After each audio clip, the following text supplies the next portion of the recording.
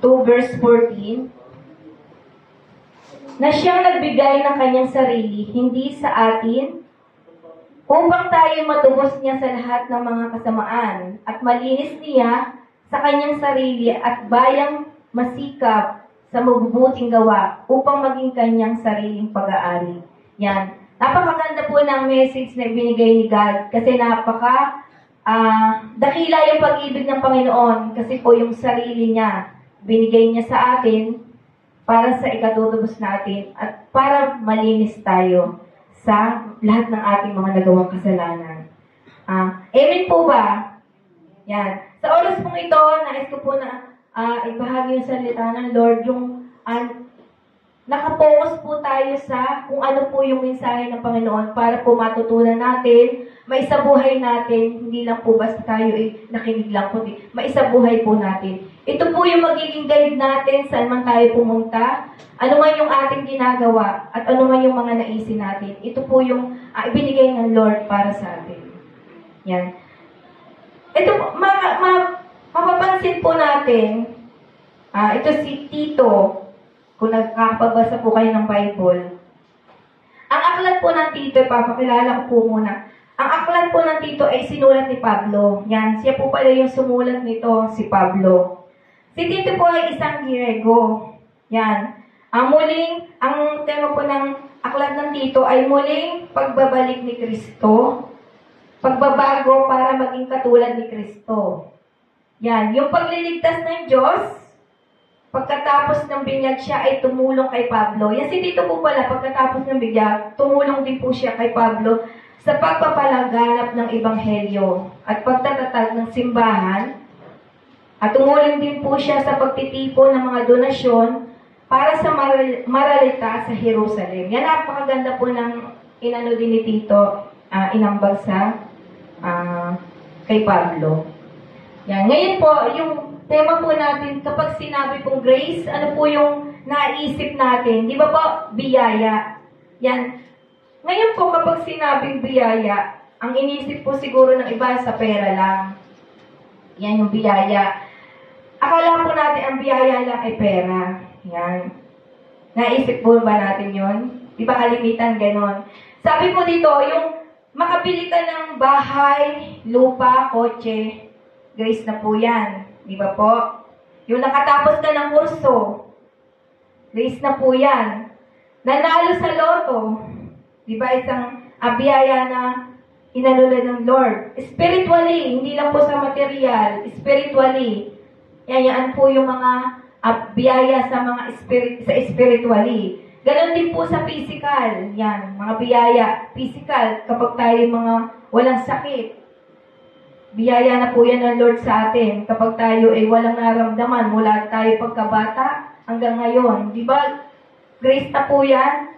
Biyaya na po yan ng Lord. Yan po yung mga katangian na dito lang natin na ano sa mundong ito, yung mga material na bagay, yung physical or anong paman. Yan po yung mga, kapag sinabi, ay, grace.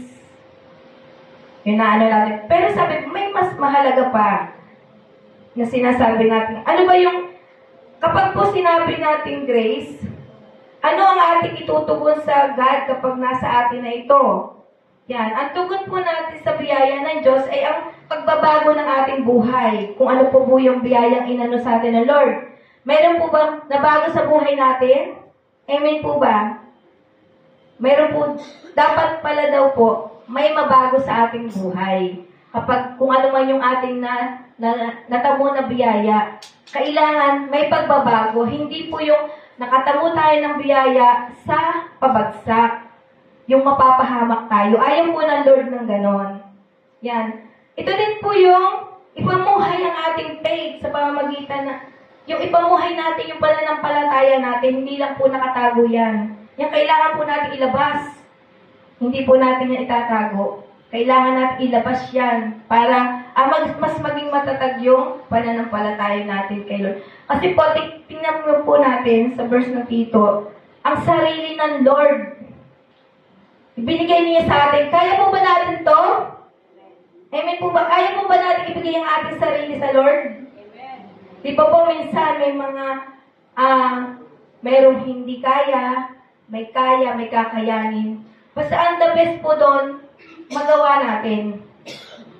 Sinubukan natin. Kasi kapag hindi po natin sinubukan, paano po natin masasabi na hindi natin kaya? Paano natin masasabi na kaya natin kapag hindi natin sinubukan? Yan. Ready na po ba kayo? Amen. Yan. Ito po, yung ipamuhay ang ating faith sa pamamagitan ng mga sumusunod. Ito na po yung number 1. Kapag sinabi po natin, godliness. Yan. Ano po yung naisip natin? Yung kabanalan. Siguro po maraming allergy dito.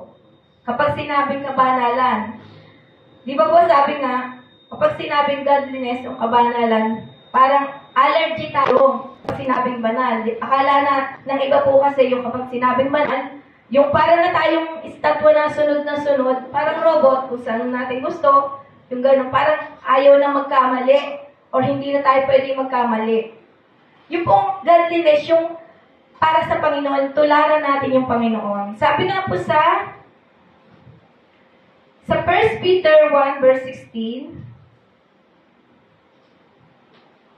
yan, sabi po dito, dahil ang Diyos na pumili sa iyo ay banal, dapat din kayong magpakabanal sa lahat ng inyong ginagawa. Sapagkat nasusulat, magpakabanal kayo sapagkat ako'y banal. Yan, ang Panginoon po ang pinakaunang banal. Kaya ang nais po ng Lord, tularan natin yung pagkabanal ng Panginoon. Sa pamamagitan po ng, ito po ay nangangahulugan ng pagsunod sa iisang Diyos. Yan, pagsunod natin sa Panginoon. Yun po yung nais ng Lord na magpakabanal. Kasi minsan po na-allergy yung mga tao kapag sinabing banal. Talaga, parang hindi na tayo magkakamali. O parang ang daming mga sacrifice para hindi natin magawa yung pagkabanal. Ito po yun. Yung sabi nga, yung pagsunod sa kalooban, napakasimple po ng sinasabi, pero yun pong pagsunod sa Panginoon, isang napaka-bigat na pamamaraan natin dito sa lupa. Amen po ba? Sino po dito hindi nakakasunod sa Panginoon? Yan, lahat po tayo po ay hindi tayo talaga nakakasunod sa Panginoon. Amen po ba? Yan, magagawa natin isakripisyo maging ang ating sariling kalooban kapag gusto natin maging banal. Para sa kanyang kaluwalhatian, para sa Lord lagi yung gagawin natin, hindi para sa ating sarili. Amen po ba? Yung maging masunurin ka, isa po yan sa godliness. Yung maging mapagkumbaba ka, isa din po yan sa pagiging kabanalan. Yung mapagkumbaba. Amen po ba? Di ba po, sa isang tao, lahat po tayo, mayroong mga karakter na ginagampanan. Sa lahat ng mga karakter na ito, hindi po ito natin mape-perfect. Na nasa atin lahat to. Yung pagiging masunurin, amen po ba? Naniniwala kayo? May tao na hindi masunurin. Mayroong tao na hindi mapagkumbaba. Mayroong tao na hindi matiisin. May tao na hindi puspos ang pagmamahal. Yan, nasa atin po yung mga tao. Pero ang nais po ng Lord, makasunod tayo sa Kanya. Magawa natin yung kahit doon man lang sa sinabing yung mayroon tayong 4 or 5. Hindi natin talaga mape-perfect yun. Pero kapag sinakripisyo po natin at ginawa natin, alam ng Lord yung sacrifice natin. Doon po tinitingnan ng Lord yun. Yan. Yun po yung ng godliness. Kailangan po natin makasunod sa Panginoon. Yung tamang relasyon sa Diyos. Yung pagiging banal po ay hindi pagprotesta laban sa mga sugalan. Di ba, minsan po may nagpo-protesta tayo doon sa mga sugalan. Hindi po yan yung pagiging banal. Yung magpo-protesta tayo sa mga kung saan, sa mga beer house, po-protesta natin, ipaglalaban natin yon. Dapat ang ipaglaban natin yung protesta ng Panginoon. Yung pag-share po ng yung magsasalita sa mga kanto, yung mga kalye. Dati po, pag nakakakinig kami ng ganon, wala lang. Wala. Pero ngayon po, pag nakakakita kami ng ganon, iniisip ko, ganon pala yung kapag nalaman mo na yung ng Panginoon, magagawa mo na yun eh. Hindi ka na mahihiya. Yung magsasalita ka na magsasalita sa kanto, na walang magpapansin sa'yo, pero deep inside, hindi po. Kapag po nagsalita ka, gagalaw po ang Holy Spirit. Meron pong matataniman dyan. Kahit po ikaw ay tumakbo man o hindi ka nakikinig. Pero yung, sabi nga, yung sa tenga natin, sa puso natin, natamaan ka. Amen po ba? Yan po yung pagiging godliness. Yan, paglilinis at pag-aalis sa mga bagay na nagpaparumi sa ating katawan at espiritu. Gusto ditong marumi. Yung hindi naliligo. Yung madumi ang damit. Yung madumi yung mga ano. Di ba ayaw natin ng ganong marumi? Yan yung pong kabanalan. Yun yung papaalis ng at nag-aalis sa ating katawan. Yung lahat ng marurumi. Yan, di ba kapag tayo masama ang ugali natin, di ba nais ng Lord na ayaw ng Lord na gano'n ang ugali natin habang panahon? Yung mataas tayo, madali tayong magalit. Ngayon may mga bagay na kailangan natin maging matapang tayo magalit sa paanong paraan. Hindi tayo basta magagalit sa kung ano pa man, walang halaga. Kailangan magalit tayo doon sa mga bagay na maging matapang tayo sa mga katangian sa mabuting paraan, hindi sa masamang paraan. Hindi naman tayo magagalit sa kung masama lang paraan. Magalit tayo para doon sa mga masasamang paraan. Pero magalit tayo, hindi para doon sa mabubuting bagay. Amen po ba? Yan po yung ang mga bagay na pagiging godliness. Kailangan po yan para, sabi nga, matugunan natin yung kung paano tayo makakasunod sa Panginoon. Yan, number 1 po yung pagiging godliness. Kasi po, ang Panginoon ay banal. Kailangan, kung tayo susunod sa Panginoon, kailangan din malinis po tayo. Amen po ba? May natutunan po sa number 1. Hindi po ibig sabihin ng pagkabanal, talagang hindi na tayo magkakamali. Kailangan po natin magsakripisyo, magawa natin yon, matutuwa ng Panginoon sa atin. Pero kapag hindi natin sinubukan, doon po mag-iisip ang Panginoon, parang hindi ito aton sa akin, satisfied. Yan. Number 2 po, righteousness. Yan. Di ba po yung sa una, G. Godliness. Ang sunod naman po, R. Righteousness. Yan, bubuuin po natin yung salitang grace. Para po yun yung magiging sandata natin. Yan. Yung righteousness po, yung pagiging makatwiran. Sino po dito yung lagi nangangatuwiran, pero sa mali? Yan. Kailangan po natin makatwiran sa tama. Yan, sabi ng, sa katwiran, sabi po sa Romans 10, verse 3, ay Kawikaan 1, verse 16. Yan, sabi po dito, ang lagi nilang hangad gumawa ng kasamaan sa tuwina, ang bisig ay nakahanda sa pagpatay. Sa Roma 10 verse 3, dahil hindi nila kilala ang pamamaraan ng Diyos upang gawing matuwid ang tao at nagsikap silang gumawa ng sarili nilang pamamaraan, hindi sila nagpasakop sa pamamaraang itinakda ng Diyos. Yan. Yan po sinasabi na yung pamamaraan natin, ang sinusunod natin kalimitan. Amen po ba? Sino dito yung laging pamamaraan niyang sinusunod? Yung sarili niyang laman. Dikta ng puso. Yan. Ayaw po ng Panginoon na ganon. Amen po ba? O sino natutulog na dyan, hinihili na kayo para hindi nyo mapakinggan yung message ni God. Kailangan po hindi tayo tutulog. Paglabanan po natin yan, tukso. Yan po yung sabi ng Lord. Kailangan mga tuwiran tayo sa tama. Maayos na relasyon sa kapwa. Sino po dito laging may kaaway? Kailangan lagi tayo may maayos na relasyon sa ating kapwa. Hindi tayo nainggit, hindi tayo nagagalit na walang anuhan. Basta na lang tayo magagalit. Yan ang sabi po ng Lord, maayos na relasyon sa kapwa. Layuan ng kasamaan. Tamang pananaw, pantay, at makatarungan. Yan, sino po yung nabibilang sa ganun?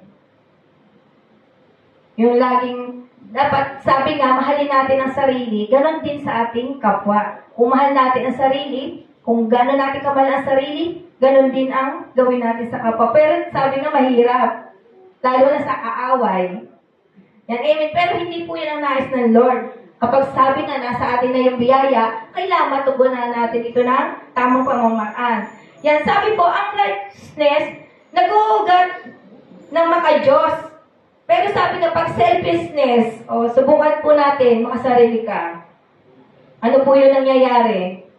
Natututo tayong sumagot sa mga magulang natin. Kasi makasarili tayo eh. Sarili lang natin ang sinusunod natin. Yung kapamamaraanan natin. Hindi yung pamamaraan ni God. Yan. Kapag selfishness tayo, yan po yung ayaw ng Lord. Kasi ang pupuntahan po natin sa maling patutunguhan. Pero kapag righteousness, makakapwa yan. Yan kailangan natin makakapwa.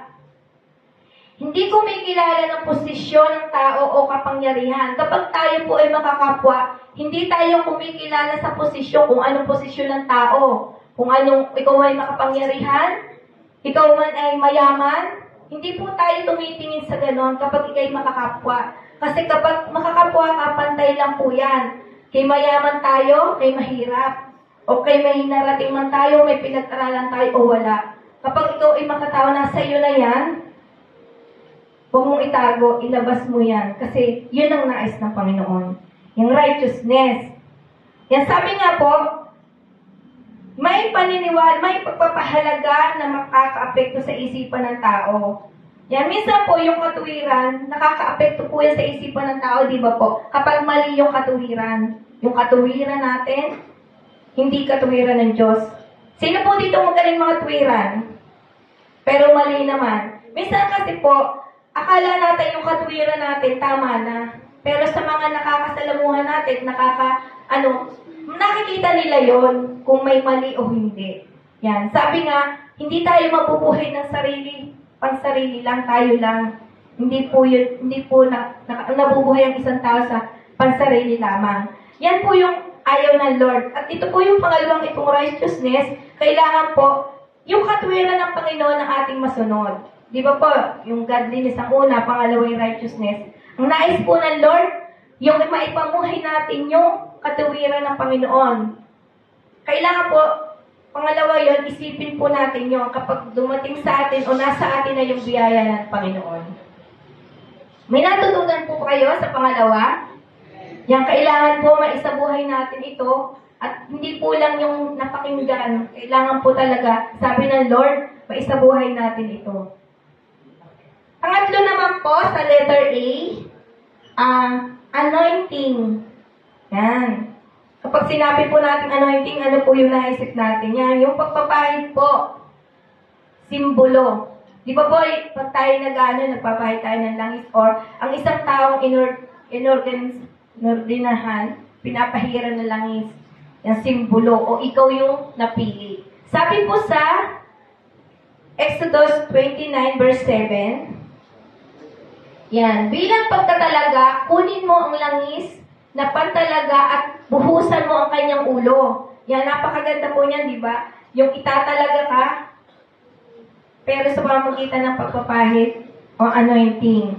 Yan, sabi din po sa Santiago 5:14, may paghihirap ba ang sino man sa inyo? Manalangin siya? Nagagalak ba ang sino man? Umawit siya ng may papuri sa Panginoon. Yan, kailangan po kapag tayo ay pinili ng Lord na italaga. Sino po dito ay natutuwa? Gustong piliin ng Panginoon? Italaga na ikaw yung manguna, ikaw yung ng mga cell group natin, yung mga sa pamilya natin, sa trabaho natin. Di ba tayo yung itinalaga, tayo yung pinili para manguna o kumatawan. Yan po yung nais ng Lord na tayo balang araw mapili or maitalaga niya. Lalo na po sabi nga, isang taong anointed ay inhihiwalay mula sa karamihan upang maglingkod para sa kapurihan ng Diyos. Yan po yung nais ng Panginoon. Ihiwalay ka, mapili ka para sa kapurihan ng Panginoon. Yan, napakaganda po kapag ikaw ay napili ng Panginoon na mamuno ka sa isang cell group. Diba sa eskwelahan, ikaw yung napili ng Lord na ikaw yung mag-share ng Word of God. Marami kang matutulungan sa pamamagitan nun. Ikaw yung napakaganda sa pakiramdam. Pero sa tao na ayaw tumanggap sa salita ng Lord, wala po siyang mararamdamang saya. Amen po ba? Sa taong ayaw, ano pong nararamdaman niya? Bagot, pagkairita, o na babaduyan siya, ganun. Pero sabi nga, kapag ikaw ay willing na mapili ng Panginoon, saya, ibang saya yung mararamdaman mo. Amen ba? Amen po ba? Palakpakan natin ang Panginoon. Yan, napakaganda nung ihiwalay ka, di ba? Sa isang prutas, kapag ang isang prutas ay bulok, yung karamihan, halimbawa maraming bulok, isang hindi bulok, di ba ihihiwalay ka ng Panginoon? Kasi ayaw nila madamay ka doon sa mabubulok na hindi ka na mapapakinabangan. Amen po ba? Gusto ng Lord na papakinabangan ka. Amen po ba? Gusto ng Lord na papakinabangan ka. Kasi sabi nga, pag nasa atin na yung grace, yung biyaya ng Lord, anong maibabalik natin sa Panginoon? Anong maitutugon natin? Kasi nasa atin na yun eh. Tayo na lang yung kikilos para ito ay maipamuhay at magbunga. Yan, sabi dito, nagsisikap tungo sa kabanalan. Yan, nagsisikap tayo tungo sa kabanalan, hindi sa walang kahalagahan. Yan, ang sa kanya hindi self-glorification, kundi God glorification. Kapag po tayo nag-aano ng salita ng Diyos, huwag po natin isipin na tayo yung nagpapahalaga tayo sa ating sarili na para tayo mapuri. Hindi po ganun ang nais ng Lord. Ang nais po ng Lord, kaya tayo pinili at tinilaga para sa kapurihan ng Panginoon. Amen po ba? Hindi po para sa kapurihan na nagsasalita dito sa unahan. Hindi po para sa kapurihan na itinilaga ng Panginoon. Yun po ay kasama na doon. Pero ang pinaka-nais ng Lord, kapag ikaw ay nag-share sa mga tao, ang Panginoon pa rin ang pinupuri. Amen po ba? Sino po yung naka-share na ng kanal? Ako po talaga na yung nakakapag-share po sa bahay-bahay. Lagi ko pong itinataas ang Panginoon, hindi po yung sarili ko. Lagi ko pong sinasabi na ang kapurihan lahat ay sa Panginoon, hindi sa akin. Kasi po ako, lang po ako ng Panginoon. Napili lang para gamitin, pamuhay ang kanyang salita. Amen po ba? Palakpakan natin ang Panginoon. May natutunan po ba kayo sa anointing? Sino pong gusto ditong maordinahan o maging ano? Di ba? Napakaganda po nun. Napakasarap sa pakiramdam yung ikaw yung napili. Sabi nga, hindi lang sa laro. Di ba kapag ikaw isa laro, napili kang pinaka-best player sa trabaho, supervisor, di ba ang sarap sa pakiramdam? Pero sabi ng Lord, hindi yun ang pinaka-gusto ng Lord. Ang gusto niya yung mapili ka bilang sa pag-share ng Word of God para sa aking salita na ipamamahagi sa tao. At sa ganon, maliligtas ang bawat isa na nakakapanginig at nakakapamuhay nito. Amen po ba? Yan. Pangatlo na po yan na dapat nating matutunan. Ang susunod po, number 4, letter C. Yan. Dito naman po yung control of self. Yan. Ito na po yung pinakang natin. Dito na tayo nabubuhay ng, sabi nga, hindi natin nagagawa, kalimitan to. Sa papaanong paraan yan. Sabi po sa Galatia, ay sa Kawikaan 25 verse 28. Sabi po dito, ang taong walang pagpipigil ay tulad ng lungsod na walang tanggulan. Madaling masakop ng mga kaaway. Amen po ba? Sino dito ang gusto ng ganun? Walang tanggulan. Gulo-gulo yung lungsod mo. Gulo-gulo yung tahanan mo. Sa isang tahanan po, pag walang tanggulan, ano mangyayari sa mga anak? Pag ang mga magulang ay, di ba? Yan? Madaling magalit, madaling magkaroon ng away, gulo sa pamilya. Yan, ito po yung pinakang, dito, ang sabi ng Panginoon, kailangan, kapag nasa atin na yung grace, ito yung tugon na magagawa natin. Sabi po dito sa control of self, yung pagtitimpi sa sarili. Yan. Ito po yung pinakang sa natin pamumuhay sa ngayon. Kapag po may galit tayo, hindi po minsan natin natitimpi yung ating sarili. Yan. Sabi po dito, importante sa matuwid na pamumuhay ang self-control. Yan. Kung gusto po natin matuwid na pamumuhay, kailangan natin ng self-control. Amen po ba? Gising muna tayo. Kailangan natin ng self-control. Kalimitan po kapag nagalit tayo, hindi na natin ito nagagawa. Pero sabi nga, mayroong mga galit tayo na hindi natitipid, na kailangan talagang ilabas. Kailangan ilabas natin yung para silang ituwid, hindi para i-down. Amen po ba? Hindi po lahat ng pagtitimpi, sabi ng Panginoon, iyon lang doon sa mga paraan na para sa kasamaan. Kailangan natin magtimpi kung ikabubuti ng lahat. O kailangan din naman natin hindi kontrolin kung ikasasama naman ng bawat isa na ang iyong kapwa ay mapapahamak na. Hindi mo pa ba, kailangan mo ba timpiin yung galit mo? Kailangan ilabas natin yon. Sabi dito, ito ay isang exercise sapagkat ito ay isang bunga ng pagkilo sa ating buhay ng banal na espiritu. Kapag po tayo nagtitimpi, kumikilos ang banal na espiritu sa atin. Para po itong exercise. Sino po dito hindi nag-exercise? Di ba kapag tayo nag-exercise, lagi-lagi, magaan yung ating katawan. Gagaan yung ating pakiramdam. Kasi exercise lagi-lagi natin ginagawa. Kapag hindi tayo nag-exercise, ano mangyayari? Mabigat ang ating katawan. Yung ating mind, down.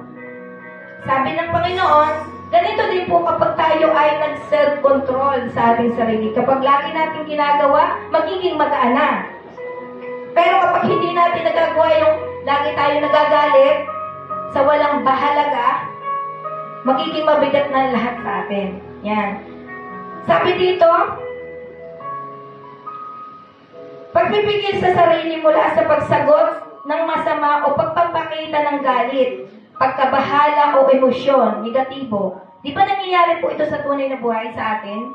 Di ba yung kapag tayo galit, sino dito nakangiti pag galit?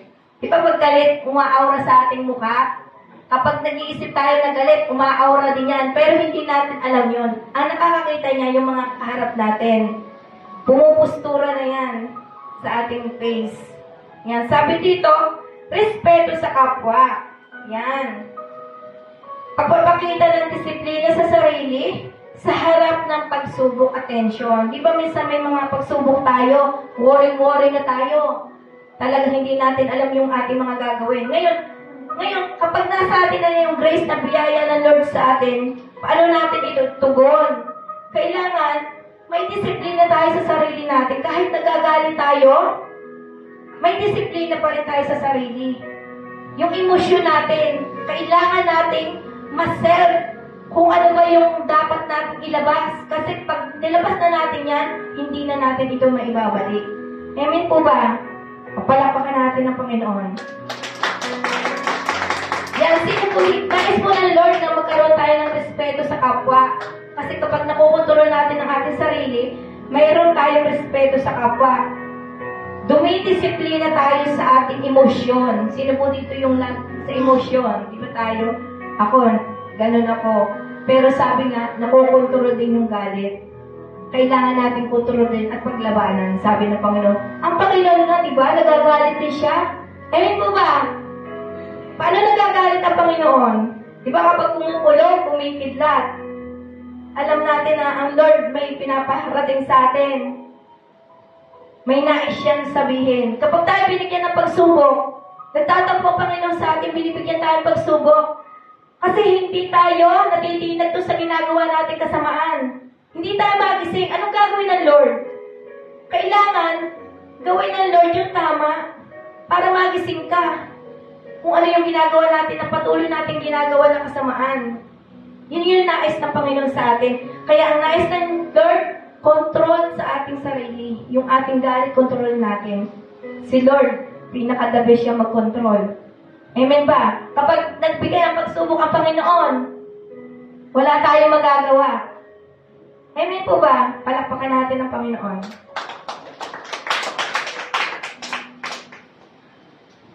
Mahalaga daw na matutunan natin kung paano ilabas ang mga damdamin ng wasto. Yan, sino po dito yung kung pag naglabas ng damdamin, hindi wasto, yung naghuhurmentado, nagwawala. Yung galit, di ba? Pinaghahagis yung mga gamit, pinagbabasag. Hindi niya mailabas ng wasto yung galit. Amen po ba? Sino dito yung pag naggugulong na sa lupa, kumukuha na ng itak, naghahabol na ng tao, naghahamon na. Yun po yung mga self-control, yung mga galit na hindi natin nakokontrol. Ang sabi ng Lord, dapat makontrol natin ito. Ilabas natin ng tama yung ating mga galit. Amen po ba? Muli, palakpakan natin ang Panginoon. May natutunan po ba sa apat na ating na-topic? Yan, kailangan po natin yun kapag nasa atin na yung biyaya ng Lord, huwag natin baliwalain. Kasi nasa atin na eh. Kung paano na lang natin matutugunan ito, sabi ng Panginoon. Sabi din dito, kailangan hindi mapanakit sa iba. Dito yung laging nananakit sa iba, ng damdamin.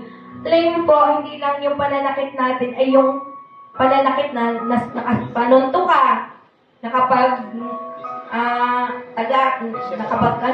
yung kung anong material na bagay na ano mo sa kapwa. Ang pinakamasakit po yung sa salita, tagos sa buto. Sino po dito nakaranas ng ganon? Yung kung makasakit tayo o nasaktan tayo, tagos sa buto. Diba ang hirap po? Parang hindi tayo makagalaw nun, parang hindi natin alam kung anong gagawin natin. Nasaktan tayo eh. Hindi natin yun agad-agad maalis. Sa oras na yun, halimbawa sinabihan ka ng masakit ngayon, sa palagay mo, aano ka pa ngayon din? Di ba hindi ka agad maaalis yun? Pero yung kung natawahan ka man dun sa sinabi, may aral kang natutunan. Yun ang maganda doon. Ang sabi nga, yung kailangan natin hindi magtimpi sa ganon. Na pwede kang magbago at mabago yung buhay mo. Amen po ba? Pasensya na po kayo sa boses. Yan. Nasa number 5 na po tayo. Ito po yung pinakahuli.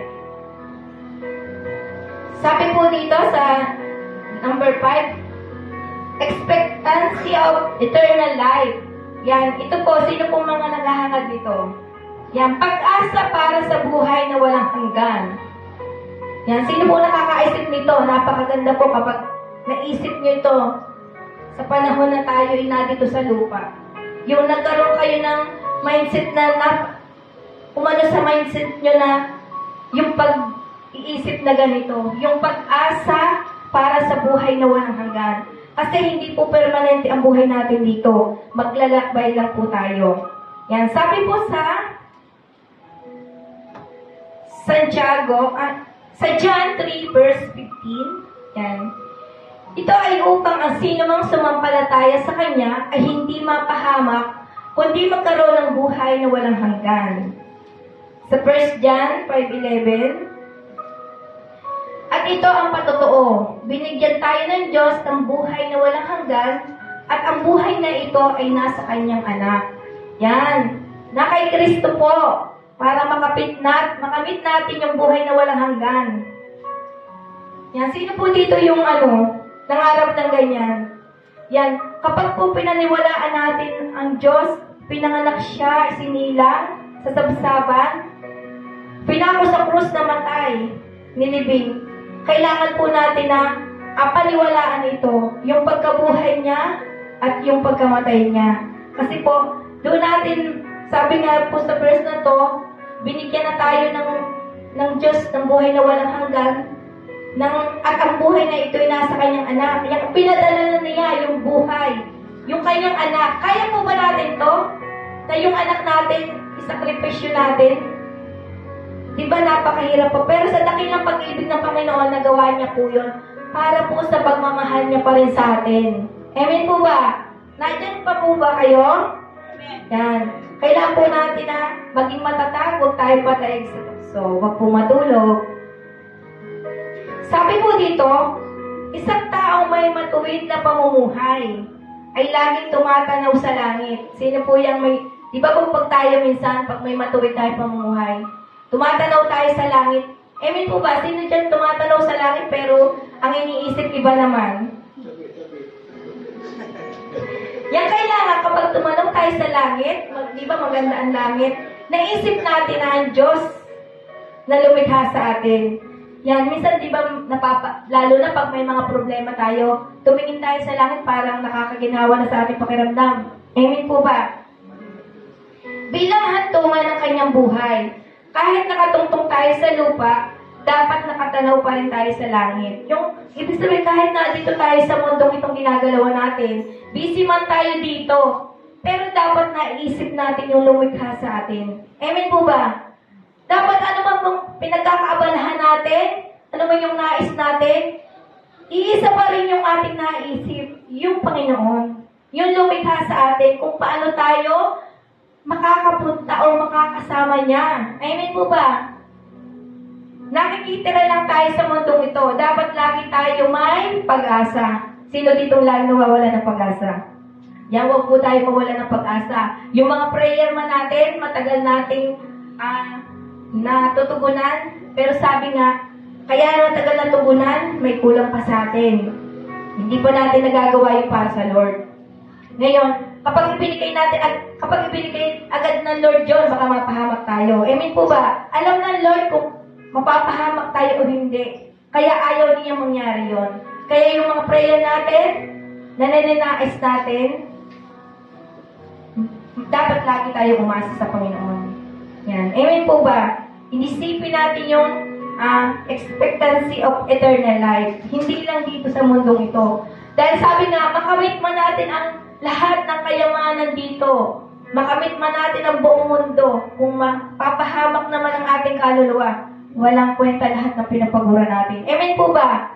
Napakasaya po ng nakamit natin dito, pero mas na-itaas natin ang Lord. Di ba napakasarap mamuhay? Parang ang feeling natin, tayo na yung kahit sabihin na tayo simpleng buhay lang, tayo na yung pinakamayaman.